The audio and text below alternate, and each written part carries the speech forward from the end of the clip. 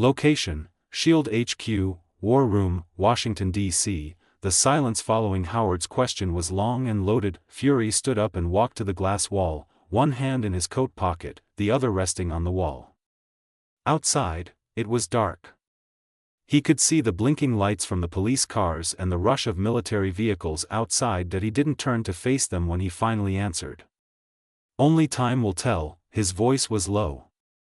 Controlled. The kind of tone he used right before issuing a game-changing directive.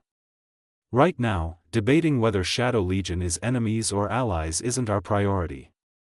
They're doing what we should have done years ago. That's on us. He slowly turned back to the table. Our job right now is to stabilize the fallout before every tinpot warlord and opportunistic politician tries to fill the power vacuum. He looked pointedly at Peggy, then Howard, then Hank. The World Security Council is compromised. Half are dead, arrested, or in hiding. SHIELD's been used like a puppet for years. No more. This is our chance.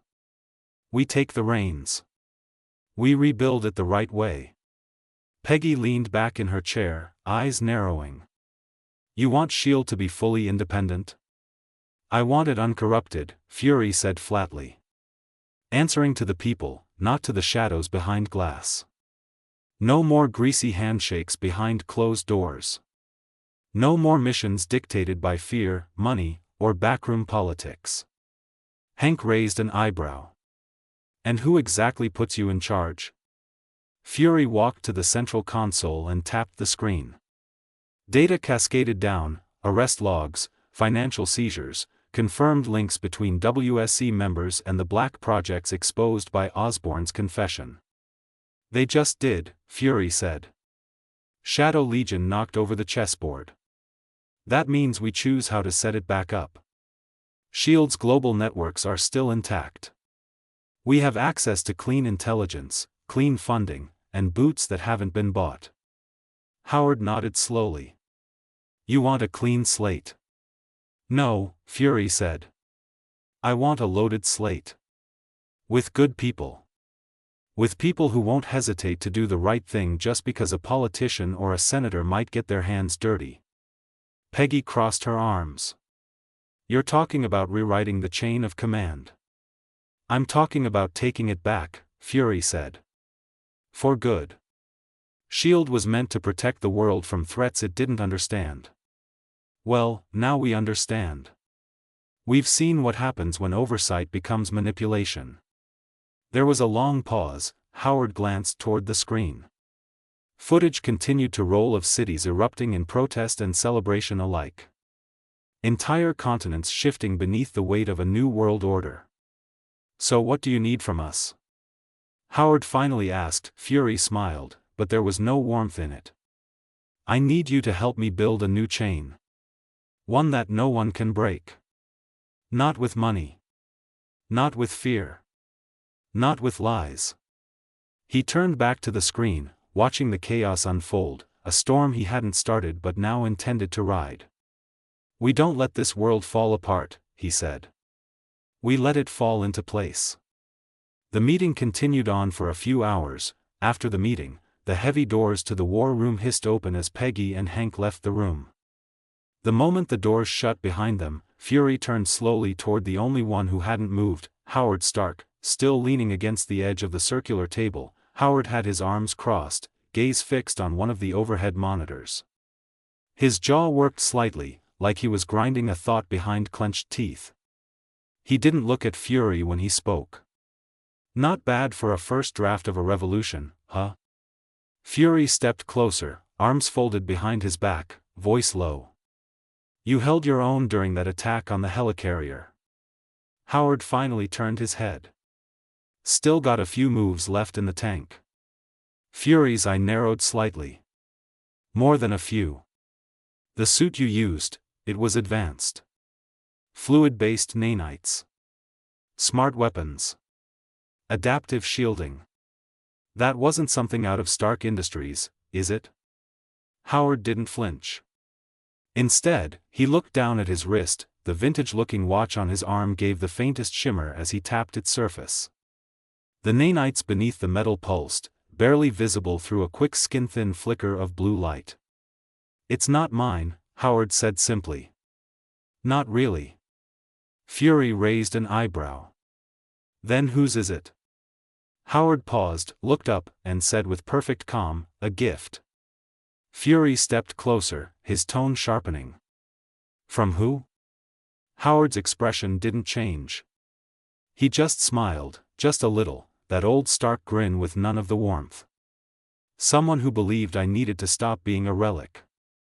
Fury let the words hang in the air, the unspoken tension vibrating between them. "You're saying someone gave you bleeding-edge tech like that, as a favor?" Howard turned his wrist slightly, and the watch shimmered again, this time forming a brief outline of the full armor's structure in the air, holographic, green, beautiful. "No. Not a favor," Howard said. "A reminder." Fury narrowed his eye again. "A reminder of what?" Howard looked at him. "Dead serious. That we're out of time." He let that sink in, then deactivated the display with a flick. Fury crossed his arms again, frustration prickling behind his words. "You know, if S.H.I.E.L.D. operatives had tech like that, hell, if even 10 of my best people had it back during the attacks, things would have turned out a lot cleaner. We might still have that symbiote in our possession." Howard tilted his head slightly. "Maybe. Or maybe they'd have become just another batch of super soldiers on a leash. And we both know how that ends." Fury said nothing. Howard closed the hologram and stood up, stretching his arms. "Nick, this suit, this tech, it's not something you just hand out like rifles. You don't deploy it unless the whole world's already on fire." "And is it?" Fury asked. Howard held his gaze. "Getting there." Fury exhaled slowly, his voice quieter now. "Then maybe it's time you tell me who's really behind it. Because the Shadow Legion agents were using similar suits." Howard gave a dry laugh and turned toward the window, hands slipping into his pockets.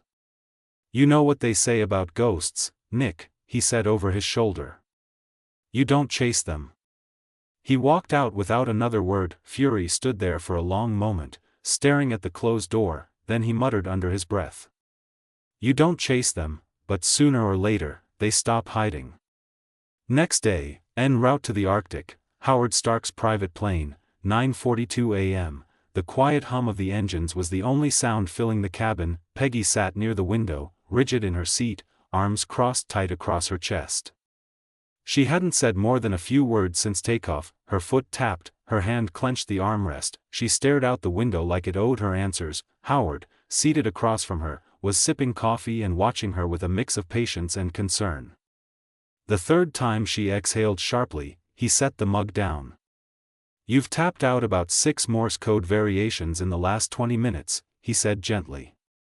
"If you start spelling SOS, I might have to jump." Peggy didn't smile.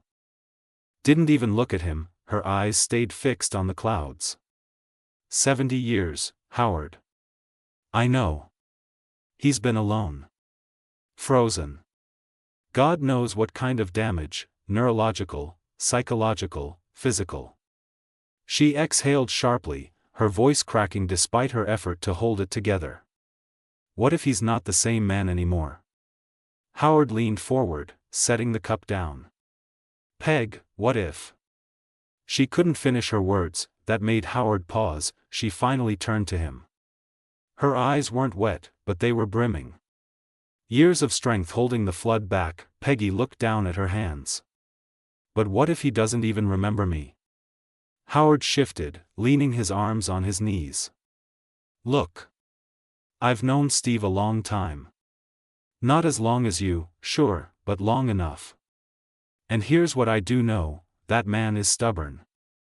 Ridiculously, stupidly stubborn. If there was ever a person who could stay alive and keep his soul intact through 7 decades of ice and isolation, it's Steve Rogers." He sat back again and offered a crooked smile. "Besides, even if he's injured, the one who found him has technology far beyond your imagination. Trust me. Things will get better. Don't lose hope." Peggy tried to smile that it didn't quite reach her eyes. She glanced down at the small photo sticking out from the inside flap of her coat, a faded black and white of her and Steve, laughing on a base somewhere before everything changed. She touched it with 2 fingers, briefly. "I lost him once," she said quietly. "I'm not ready to do it again." Howard looked out the window. The ice fields below were beginning to appear between breaks in the cloud cover. "You won't have to," he said. "This time, you're bringing him home." A soft ping echoed through the cabin. The pilot's voice came over the intercom. "Approaching drop zone. ETA 10 minutes. Coordinates confirmed. Weather is clear but visibility may reduce on descent." The floor shuddered as the hangar doors began to open, icy wind roaring in like a living thing. Snow whipped through the gap, blinding white against the cold steel of the plane's interior. Howard stood, the watch on his wrist pulsing once before the suit flowed over him like a second skin, metal wrapping tight around his frame with a hiss of locked joints and a low hum of energy. Peggy looked up at him, startled. "You're not serious," he grabbed her without waiting. "Hold on." The blast from the thrusters kicked up loose papers and scattered cups as he launched them both out of the plane. The cold hit instantly, biting and fierce, but the armor adjusted. A thin energy shield appeared around Peggy. Wind howled past. Below, a sprawling patch of white stretched across the landscape, broken by steel pylons, heat tents, and the faint glow of energy fields. Howard's visor lit up, a HUD flickering to life. "Hermes, mark the LZ." A soft chime. "Coordinates locked. Descent path calculated." He angled them down. Snow-covered ridges blurred past. Peggy clung to him, her breath short but steady, eyes locked on the ground coming into view. They touched down in a crouch at the edge of the dig site. Howard let her go gently, metal plates withdrawing from his arms as the suit receded partially, retreating back into standby mode. Peggy took a shaky breath and straightened. Around them, movement stirred. Melina stepped out from one of the tents, wearing a thick winter coat over reinforced body armor. Her hair was pulled back, frost clinging to the edges.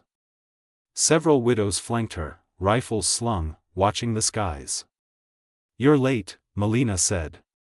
"We came as fast as we could," Howard replied, already scanning the site. Just beyond the line of heat lamps, a drone buzzed past, its red lights blinking as it zipped toward a scaffold near the ice trench. Another followed, sweeping the perimeter, building a silent grid of surveillance. Tony's voice crackled over the comms. "About time you showed up. We've got about 6 hours of daylight left, and this place isn't getting any warmer." "Where are you?" Howard asked. "The dig site." "We are close," he replied. "Come on," Melina said, giving them a slight nod. Peggy followed, her boots crunching against the packed snow. The wind cut through her coat, but she barely noticed. Her focus was fixed ahead, where floodlights cast sharp beams across the excavation site. Steel scaffolding framed the edge of a deep trench carved into the ice. Orange tarps flapped on support poles, half buried under snowfall. Generators rumbled nearby, their cables snaking across the ground like frozen veins. Howard moved ahead, eyes scanning the layout. He tapped his watch. The nanites moved, revealing his face. They reached the edge of the trench. Peggy looked down. A rectangular shaft opened beneath them, descending through layers of packed ice and exposed rock. Warm light bled up from within. Tony was at the bottom of the trench, crouched beside a thick column of machinery, his face illuminated by the glow of an arc reactor core embedded in the central console. Cables ran from it in all directions, pulsing with a steady blue light that made the frost on the walls shimmer. He was working on the interface. "Welcome to the coldest damn rescue mission in history," he said without looking up. Howard dropped down beside him with a hiss of hydraulic brakes, the nanites on his boots anchoring him to the platform. Peggy descended more cautiously, climbing down a ladder until she reached the lowest level. Melina stayed near the opening above. Tony stood and turned to face them, brushing snow off his shoulders. "We hit the chamber wall about 40 minutes ago. It's deep. Too thick for conventional drills, but arc-based plasma cutters are holding up. We're about 20 meters away from breaching the containment shell. Any sign of structural collapse? Howard asked, stepping up to the central readout. Negative, Tony said. The ice is denser than we thought, but it's stable. Tony turned to Peggy, giving her a once-over with a quick, unreadable glance before holding out his hand. Ah. Agent Carter, he said. Tony Stark. I've seen you kick those Oscorp agents' ass back the base. You were good. Peggy took his hand, her grip firm despite the cold. You've got your father's charm. Tony gave a lopsided grin. Yeah, I try not to let it ruin me. He let go and turned back to the control panel, already busy. We're almost there. Final layer of ice is thin. The arc cutters have kept the integrity intact, no melting around the edges. That's the good news. Howard stepped up beside him. And the bad? Tony tapped a few keys. The readings are fuzzy. He's deep in cryogenic suspension. No life signs, but no decay either. Like the cold preserved everything. Which, biologically, makes zero sense, but I stopped questioning miracles after my third lab accident. But if I were to guess, it's the serum that kept him intact. Peggy moved closer to the edge of the trench, eyes locked on the narrow passage that led into the excavation site. Floodlights angled down into a chamber where machines had carefully carved away layers of snow and ice, exposing a large, uneven block. Inside it, faintly visible through cloudy frost, a man. His arms were at his sides. Shoulders square. Head tilted slightly forward. The red, white, and blue of his uniform was still visible beneath the frost, and the shield. Strapped to his left arm. Faded. Scuffed. But whole. Peggy took a slow breath. Cold mist formed around her face as she breathed. There he was, frozen in a block of ice. Peggy stepped forward, her voice quiet. Is he alive? Tony quickly ran another scan. Yup. All right, let's bring him out, and then we'll do the melting procedure. He tapped his earpiece. Melina, have the bionanites ready. Will do, she replied. The winch system groaned as the suspension cables lowered into place, guided by drones and pulleys anchored along the trench wall. Tony and Howard worked in sync, securing the block of ice with magnetic clamps as its base was gently lifted from the ice cradle. Steady, Howard muttered, adjusting the tension. The block hovered upward, silent except for the hum of machinery and the soft crackle of frost fracturing along its surface. Floodlights tracked it, casting long shadows across the excavation site. Peggy backed away as the icy tomb rose into view. She couldn't tear her eyes from it. From him, Steve, his outline was clearer now, face pale but intact, mouth slightly open like he'd just exhaled. The frost curled along his cheekbones, clinging to the seam of his mask. It didn't seem possible that he could still be whole, let alone alive. The block settled onto a reinforced platform beside the trench, surrounded by a semicircle of emitters, their blue LEDs blinking in slow rhythm. Melina arrived with a team in tow, widows now wearing insulated suits and carrying sealed canisters marked with Stark Industries logo. Bionanites, batch 23K, she said, handing one of the canisters to Howard. Designed to repair cell degradation and stimulate neural activity. They've been tested on humans but, not someone who's been frozen for 70 years. Tony didn't look up. That's the fun part. Dad, you are on the hard part. Howard keyed the interface, activating the emitter array. A low vibration spread through the air. The emitters flared to life, forming a lattice of blue light around the block. Heat radiated inward, slowly, carefully, and controlled down to the microdegree. Not enough to damage tissue. Just enough to begin the thaw. Steam hissed as the outermost layer of ice cracked. The shield emerged first, frost sliding off its surface like snow melting on warm stone. Then the fabric of his uniform was still intact, still deep navy blue with muted red lines. The star on his chest gleamed faintly under the floodlights. Peggy stood still, fists clenched at her sides. The mist thickened, swirling around the platform. The ice thinned fast now, inner layers collapsing into water. Puddles formed at Steve's boots. The shield strap snapped free. It clanged softly on the metal floor. It took 30 minutes to bring him out of the ice without harming his body.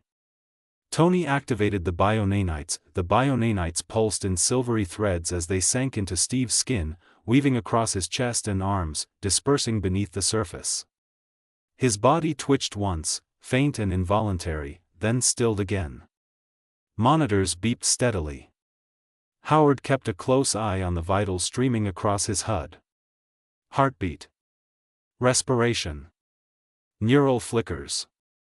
All faint, but present. Tony stepped back, removing his gloves. He's alive. No brain decay.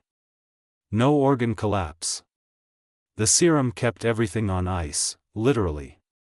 Peggy stepped closer, her eyes scanning Steve's face. When will he wake up? She was barely holding back her emotions, but she knew that she couldn't just hug him right now, considering his situation. So, he controlled herself. Tony's expression tightened. Could be hours. Could be days. Could be longer. His brain's intact, but the shock of revival, that's uncharted territory. We'll take him to Horizon. It's isolated, secured, and fully equipped. Melina motioned to her team. Extraction transport is ready. I'll take you both. Yeah, that'd be great.